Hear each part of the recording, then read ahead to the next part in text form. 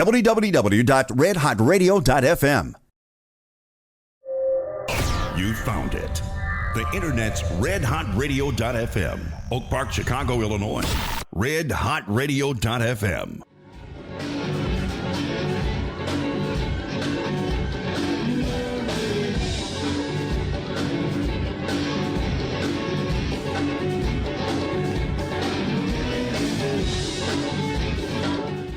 Hi, this is Yakira Levi, representative of C.O.R.E Music Foundation and redhotradio.fm. I am so overjoyed that I have my larger-than-life guest here. Let's say this together. Tamari T and the Elektra Kumpany. That's right. That's who we have here, our lead singer. Tell me about that House of Blues show. That show was real fun. We had Pastor Funk and the Pulpit Players open up. Jovan Landry went right before us. Nice. And we came out and we did our thing. And it was like fun to have the full band on stage and, you know, just expressing our vibes and coming out there and doing what we do. And even in the beginning of that, the guitar riffs you hear, that was like random. We didn't practice that, but it went well with what happened in the entrance and everything. So what do you consider your musical genre or style? I would say we call it Exotik Funk.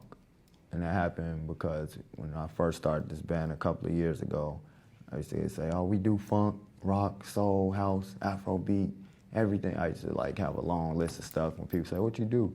But we were playing a show one time at the Underground Wonder Bar in the basement.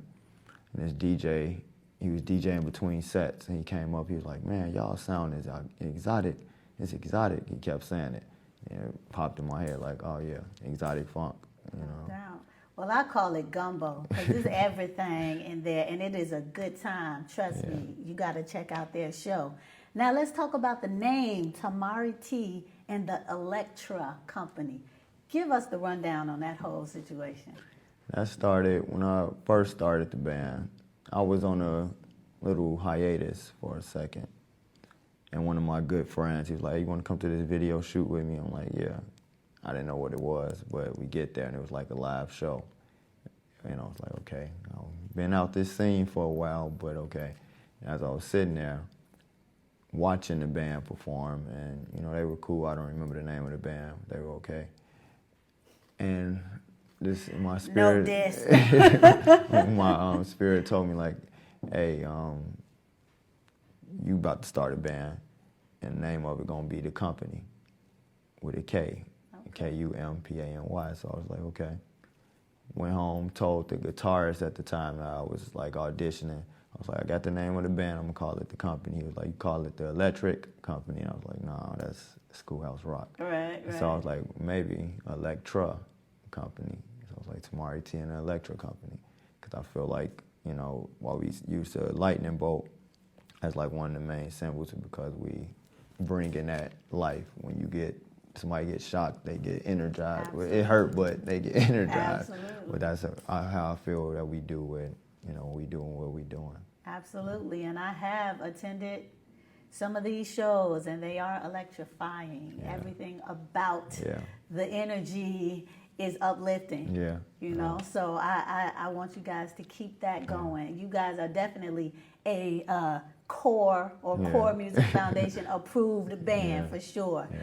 So some of the places you've performed in the past, House of Blues, where else? House of Blues. We've done guest appearance at the Blues Festival before. Okay. And I've done stuff solo there before. Mothers, original Mothers on like Division or something like that. Martyrs. We opened up for Hypnotic Brass Ensemble. Oh, I love Hypnotic. Yeah. Shout out to Hypnotic. Rest in peace, Baba Phil. Yeah. Phil Coran in the building. All over. Go on. We Sun Rock. Pilsen Fest, did a couple of festivals. One place we did like this summer festival for this company called Out Cold. That was a cool situation. Okay. I'm trying to think. Underground Wonder Bar. All right. What about Elbow Room? Yeah, Elbow Room. Mm-hmm. And did you say Blues Fest? Yes. Okay. Blues Fest. Argyle Night Market, that's another festival they do every summer. We'll probably be doing that again this year. Awesome. So, Awesome. So check them out. How do they reach you? They can find us on Facebook at Tamarie T and the Elektra Kumpany. That's Elektra, Elektra Company, Kumpany, or Instagram, Elektra_Kumpany. Okay. Now, usually I do that at the end of the show, but, I want to do that like twice because I really want people to check you guys out. What did you do before you started this new band? Before I was with this band called the Red Line Lounge. Okay. And we were a cover band. We did a lot of Prince, Morris Day and the Time, James. We did a lot of funk.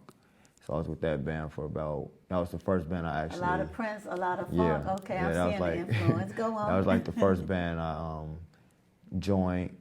Like when I started, I always been doing music since I was little. And for some reason, growing up, I just used to sit in my room practicing and singing for didn't have no goal in mind or nothing like that. Just doing it. Okay. And I was like, you know what?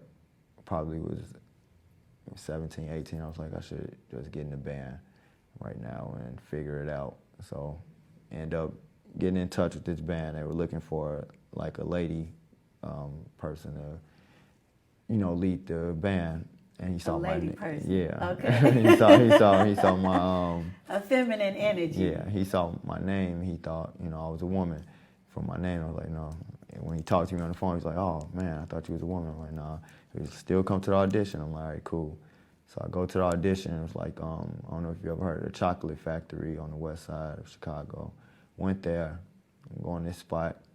He was like, what song you know? I'm like, I know Jungle Love, I know Gigolos Get Along. I know all these. Right, so they were asking me, I was like, yeah, I already know them. He's like, you know all the words? I'm like, yeah. I just know them just from me already liking these songs. Sure, and so I did, I think, Jungle Love or something like that. And it was like, man, it's not an audition. We want you to be a part of this band. I'm like, all right, and I'll do it. And so from that band, I got a lot of training, mentorship, everything to know how to get to the next level and have my own band. And, So the cover band, how long were you with them? It had to be about 3 to 4 years. Nice. Yeah. And so the new band, Tamari T, and the Elektra Kumpany, how long have you guys been established? It's been about 4 or 5 years now. Yeah. Nice. Yeah. So between singing in the house to playing in the cover band to having your own brand, how long total would you consider your musical career to have been so far? It's been about 10 years. 10 now. years? Yeah. Okay, Yeah. nice. I gotta ask, where do you get this sense of style? Like, do you sew? Do you, how, are you a costume designer? Like, I've seen stuff that looks like Earth, Wind, and Fire. I've seen Bootsy Collins. I've seen and your own original stuff that I've never seen anybody. Like this, excuse me, but where do you got a pink earring popping out, and then you got beads and all of this other decorative, creative, a shell. Like, how do you pull these things together? I just, usually, if I see something, I'm like, oh, that look cool, I'm gonna wear that. Even if somebody like, oh, you shouldn't wear that, it ain't gonna look right, somebody might think, I don't care. I just feel like being yourself. You Absolutely. should, so I just wear whatever I feel good. If my boots was pink, I'll wear pink boots, purple boots, I don't care. Yes. It's like, nobody can tell you how to dress when you a custom person. You make your own style, And so it's all over the place. I have friends that are fashion designers, and I usually don't let anybody style me because I can do it myself. But I have a couple of friends, they'll find a piece and be like, hey, here, I got this for you. You put it with what you do. Sure. Instead of me trying to put your own style together, you already got your style. So Right. whatever, it's not a long process, but it's like whatever happens. So even like the video, the intro video, when you were at House of Blues, you had on, I don't know, maybe some eagle's feathers or something like that. How did that design come about? Well, Actually, how did that whole outfit come about? Because Wow. I love the way you dress. Thank Just you. so you Thank know, you. I love your style. Thank you. Gold is one of my favorite colors, so a lot of times I wear a lot of gold. But that piece, I was at a festival. And I seen this lady selling them. She had like a lot of different things. I was like, let me get that.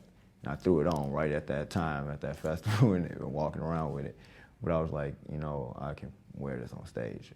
Or I just wear it anytime. Just walk down the street if I wanted to. Right. But then I had a friend put like studs and stuff on it. And I was like, yeah, that'll look cool too. Just do. I didn't have no idea for it. I was like, just do what you do and I'll wear it. Yeah. And so that's how that happened.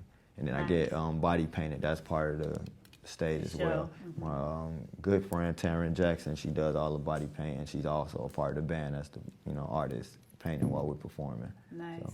Yes, I have experienced that, and it's quite amazing. It was shocking the first time that I saw it, but then, you know, after the first 30 seconds, I just got used to it. I'm like, oh, okay, well, negative. And that is a whole part of the beauty of this experience. It's freedom. Yeah. It's freedom. It's their own brand of freedom. I've never seen in this age group, in this day and time, in Chicago, a group of millennials that not only are socially conscious and aware, but also creative on all levels and just free and fearless. So like I said, if you get the opportunity, go out and check out this band. They are a performance band right now. Eventually there's going to be some recordings available for sale. But right now, anytime there is a show that these guys are doing, please check them out. When is your next show?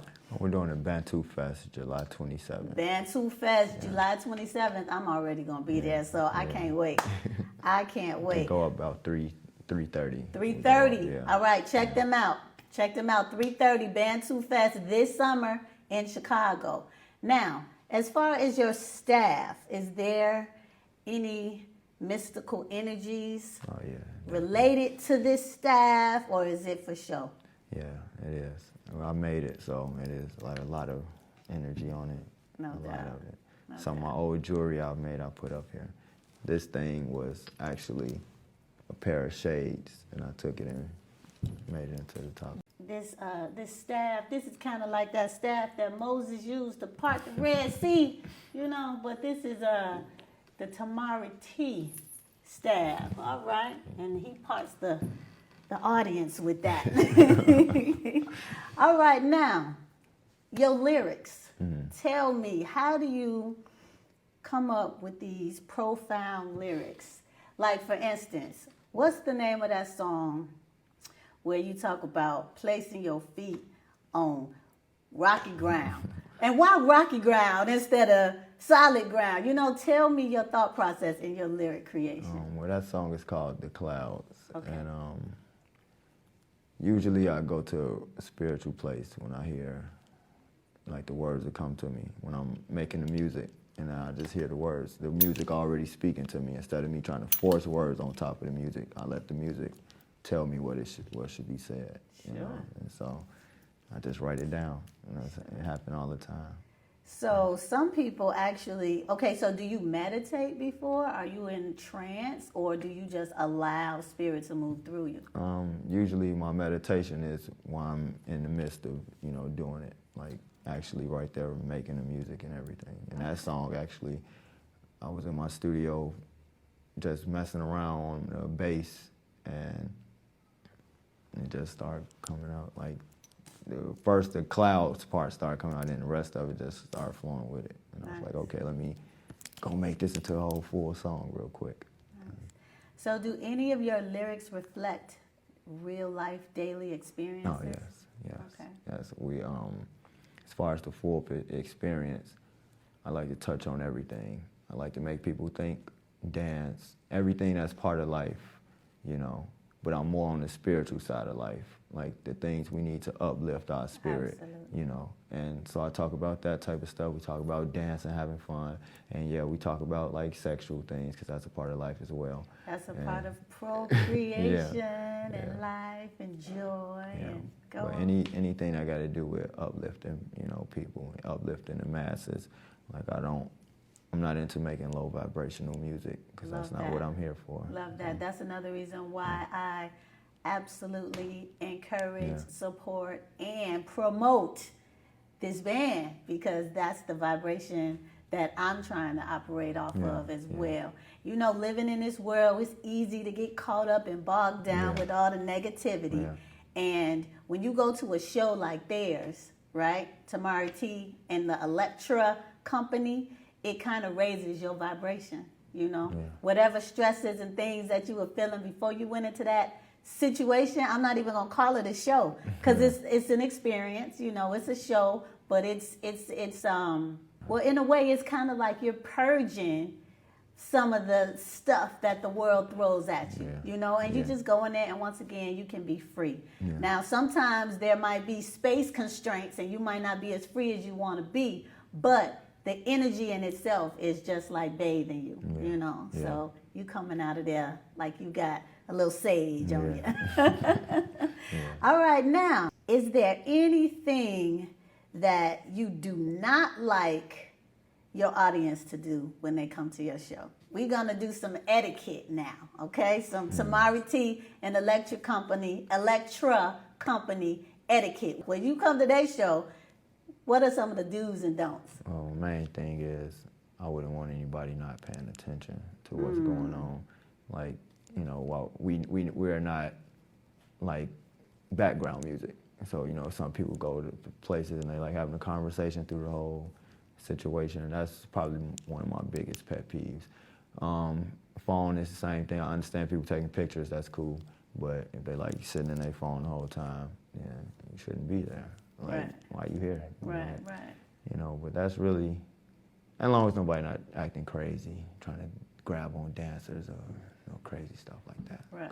That has be happened. respectful. Yeah, be respectful. Like that has happened. Because we got Mocha and a couple other folks that, you know, get a little special. You know, and they get a little free. Yeah. And we want to encourage their freedom, and we don't want you messing with them like that. Yeah. Okay. Like, that's probably. That's it? Yeah. Okay. Radio has changed in a very good way. RedHotRadio.fm. In the things I see, drowning in confusion all around me, reaching for the sky, reaching for the sky. I tell myself the reasons why. Pick me up, turn me around, place my feet on rock ground. Reaching for the sky, reaching for the sky. Drown.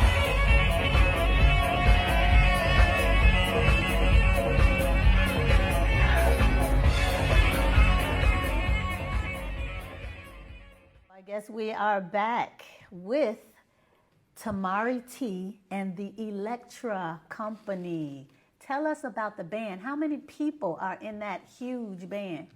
It ranges between 11 to 16 of us, depending on, you know, when I feel like having the whole full thing, we'll have horns, 2 more percussionists, stuff like that. But we have, the root is about 11 of us. 11, okay. Where was that actually shot? That was this event, Summer Out Cold. It was, Out Cold Summer's party. It was like a private event, but they hired the band because they saw us before and wanted to have us there. And it was real cool. There was a lot of stuff going on that night. It was an outdoor festival, lots of people dancing and even doing some line dancing and some all kind of stuff. Were you even playing the djembe at one point? Yeah. You always play the djembe at your shows, don't you? Yeah, sometimes, but most of the time. Most of the time? Yeah. Okay, so what inspired you to play djembe? Well, I started off playing congas. That was like before I even got into wanting to do the front man thing. I was focused on, I'm just be in the background, play drums. I was like, no, that ain't happening. You know, so I just still incorporated in the music anyways, because that was like the first instrument. Well, actually, bass was, no, guitar actually. Then was bass. Then I was like, okay, I wasn't working out with those. I'm like, I'm just gonna play hand drums, any type of drums, and went from there. Percussionist, huh? Yeah. Yeah, man, after my own heart. I'm a percussionist myself. I play djembe, I play conga, bongos. Play any other instruments? timbales as well. Ah, nice. On the House of Blues show, that was like the first time it's going out live doing it. Nice. And play a little bit of keys. Everything, I don't really read music. It's spiritual, natural things. Sure. So, You and play bass. by ear and by the feel. Yeah. Nice. Guitar, I'm still debating with that right now. I just, I don't know, it wasn't calling me like the bass and drums and stuff was. Right. I'm more like in that realm. Okay. Well, even with the music I make, that's like the most important part is making sure the bass and drums are locked because that's the heartbeat, that's Absolutely. the thump, that's the thunder of what we're doing. Absolutely. So, and then everything else, like the guitar is very important. Every instrument is important in what we're doing. The guitar brings like that lightning and, heavy, type situation. Keys is like the color around it. So. Nice. Okay. I agree with you because the drums and the bass have to lock, have to keep everything steady, and everything is another layer on top of that. So, yeah, you understand that, and it comes through in your work. Yeah. So who writes the music, the right. actual music, not the lyrics, but the sound aspect, the composition? Usually me. I won't say I do everything because we have the band as well. The process is I'll bring a demo track with like the band members' parts, the vocals, background vocals, and I'm like doing everything on there. I take it to the band. I'm like, okay, here we go. This demo track. I need everybody to stay on the foundation, but if you have something you want to add and it's cool and we agree, then we go from there. Very nice. So you are a singer, a songwriter, a composer, an arranger. What else? A fashion designer, a stylist. What else? I love making. No, just kidding. A love maker. Okay, what else? It's a lot. Yeah. I am a father as well. A father. Yes, Let's talk about your child. What do you have? A boy, a girl? Yes, a boy. A boy? 4 years old. 4 years old. He loves music. I know when I bring him and I have him, he loves to run to my keyboard and like play on it all the time, and drums. Nice. So I'm just letting him Percussionist. You got another percussionist on your hands. Let him naturally feel, what he want to do. And I have like nieces and nephews as well. That's like the same way. I have a niece. She loves to sing, dance around and stuff like that too. Okay. So I might have a group later on. A junior band popping off. Okay. Did you have a great childhood, a bad childhood, an in-between childhood? It was cool. I feel like I had a good childhood. I grew up on the south side of Chicago, in the Inglewood area. And my family, we were like, tight. Like we were like my grandma, granddad, everybody were involved. My dad, mom. So it was like one thing, my grandmother is the main reason why I'm like in music. Because when we were at a young age, she had us singing for people, random people. We'd be walking to the store in the grocery store. Hey, y'all, come sing this song. And look at my grandkids. She used to like boost us up all day long. And so we just had to, do it. Right. And my dad, he introduced me more to a lot of like, as far as like instruments. He gave me my first pair of congas and everything like that. Nice. And, that was, they helped me as far as finding like musical influences. Like my grandmother used to listen to a lot of James Brown. The first song I heard ever by James Brown as a kid was Super Bad. And that song, just the whole groove and everything stuck with me. And I was like, what is he doing? And I started watching videos of him, and same thing, Prince, all of them, Bob Marley. I got a lot of, influences that help create what I'm doing today. Their spirit, physically they're gone, but the spirit's still here. And I'm another vessel, using that energy they left here. Absolutely. And like I said, it's all reflected in your work, and it is a joy and a pleasure to watch and to be a part of. Yeah. As far as the band is concerned, there are different groups within the band as well. Is that correct? Yes. All right, let's talk about some of those people and some of what they contribute. Okay, so first I would start off with C.O.R.E, Pastor Funk, because he's been with the band he was like the OG member of the band. he started off with me and everything. He has a band, Room 11. We swap in and out of each other band, and he's funk rock scene, heavy on the funk rock house scene. Then he had another band, Past the Funk and the Pulpit Players, and that's like a straight funk band. They're real cool, and we all like a big family in what we doing. So it's like Parliament Funkadelic thing, where we all come together for different shows. He need me for a show, I go there. Like next week, we actually doing a Prince tribute, so I'll be there with him. Then we have Big Will. He's a percussionist. He started out in the Red Line Lounge, the first band. So I brought him from that band to this band with me. Then we have Del Marie. She's a hip hop artist, dancer, writer. She's super cool, and her being in the band was like she was starting off her artist and doing the live music thing. So when I met her, I told her like, hey, well, you can work under me and I can mentor you, show you how to, and you just do your thing and still dance, feel free. She really reminds me of like Janae Monet. Is that her name? Jeanette She'll or probably Janae get mad Monet? if she heard that right well, now. there's a little resemblance there, especially when she had the hair before. But go on. I love her. Yeah. She's a talent as well. And then we have Jazz Star. She's a great vocalist, a writer, and she's again coming out as an artist. And I told her the same thing, like, hey, join this band, learn whatever you can learn, because that's my main thing. Everybody in the band, I want them to grow everything.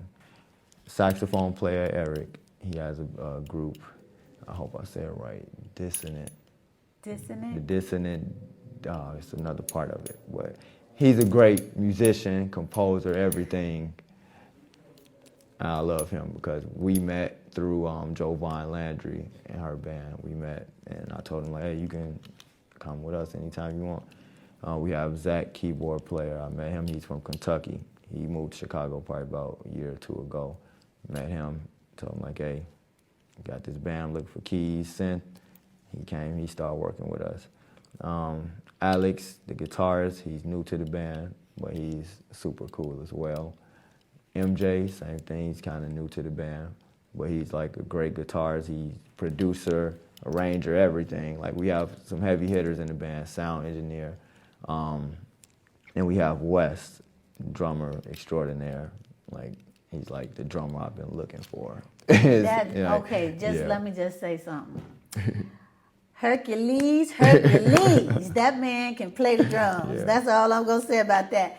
And we have other members as well. And then we have another guitarist named Michael Damani. He does like blues, heavy on the blues scene, but I met him a while back. He plays with us when he can. Like I said, Taryn Jackson, she's part of the band as a painter. She does like the body paint situation. And then you're managed by... sorry. Oh, one more band? Yeah, Neshoba. He's a new vocalist in the band as well. Okay. And Scoop and Cache, I met them years ago, and they started managing the band now. So it's like a family situation. We all cool, high on vibrations, and C.O.R.E Music Foundation is actually happy to work with you guys and to uplift you guys and to support you guys in any way that we can, because we see some young talent that is not only exceptionally talented, but uplifting the people, and that's what we're here to do, you know. So if that's what you're doing, and that's what, we're here to help you and support you along the way. There are lots of artists that have been in bad situations as they climb the ladder, and we're here to protect you from going through those types of situations. We teach people about publishing, copyrights, and a lot of things to just protect you and help be that additional support around you as you go to the next level. So once again, tell us how to find you. So you can find us on Facebook, Tamarie T, Tamarie T, and Elektra Kumpany, Elektra, Elektra, and Company, Kumpany. Instagram, Elektra_Kumpany. And you'll see a lot of different, we got all our information up there. One thing I forgot to mention, last year we won most outstanding band at the Chicago Music Awards. Yes, 37th Chicago Music Award, most outstanding band. I think we just should give you a hand right now just for that. And I agree. You guys are like the most outstanding band that I've seen, you know, lately here in Chicago. So congratulations. Thank you. All right. Well, thank you all for tuning in to redhotradio.fm. I'm your host, Yakira Levi, and I am also representing C.O.R.E Music Foundation with my larger-than-life, amazingly awesome frontman of Tamari T and the Elektra Kumpany. Check them out, y'all. This is it. Peace.